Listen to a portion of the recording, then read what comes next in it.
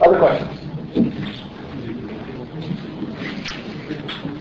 Your Excellency, thank you for coming, and our greatness director who has invited you here. I'm the student of the second grade, and would like to ask you some less serious and less complicated question. Thank you. You're having an election in the next year, the president election, and how are the chances of us to see a lady or an African American as the new president of the United States? And the other question, more interested for our students, are there any opportunities for the students to obtain practice in the United States Embassy? Thank you. Good. On your first question, diplomats try not to get involved in the internal politics of Ukraine, but we also are hesitant to get involved in the internal politics in the United States. But what I can say is that the two leading candidates in the Democratic Party in the United States are a woman, Mrs. Clinton, and an African American, Obama. And that, I believe, is a demonstration of the strength of American democracy. They are very popular, and they are leaders in their country, in their party, in our country, not because they're a woman or a black.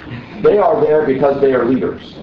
They're there because they have demonstrated to at least the Democratic Party that they are capable of leadership, of vision, of policy proposals, and commitment that will enable them, they hope, to lead our country. So I'm personally very pleased at the strength of the field on the Democratic side that includes a black man and a woman. There's a lot of white men in that field as well, and there are a lot of white men in the field on the Republican side.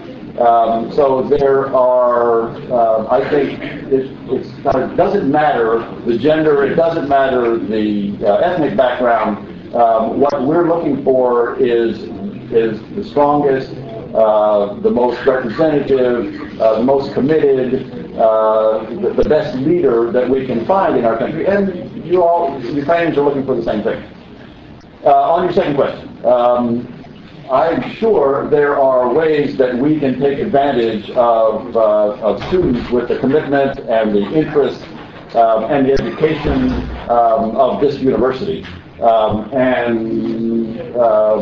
know that Courtney, where is Courtney? Here is Courtney. Courtney Austrian, in our public affairs section, I'm sure has a way that we can take advantage of this thing. Courtney, anything off the top of your head you want to? Why don't we work with the rector on seeing ways that we can take advantage of the capabilities that you have here and work together with you. So the short answer is yes, I look forward to doing that. Other questions? Sir. We got a couple more back here too. Okay, there you go, please. Now very difficult situation in Georgia. What do you think about this situation, like about new democracy? And next question, if you see something different between new democracy in our country and Georgia, please tell to us.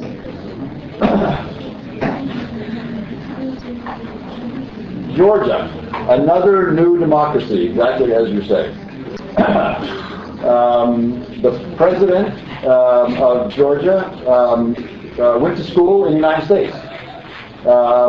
He was educated in the United States, and the United States has supported Mr. Saakashvili because of his commitment to democratic ideals and democratic principles and democratic practices.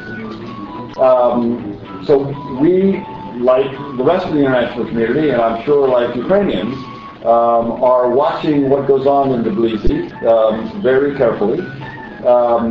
New democracies, as we've already talked, have a difficult job. They have a difficult challenge because they are new and because they are feeling their way on how to deal with foreign policy and how to deal with domestic policy.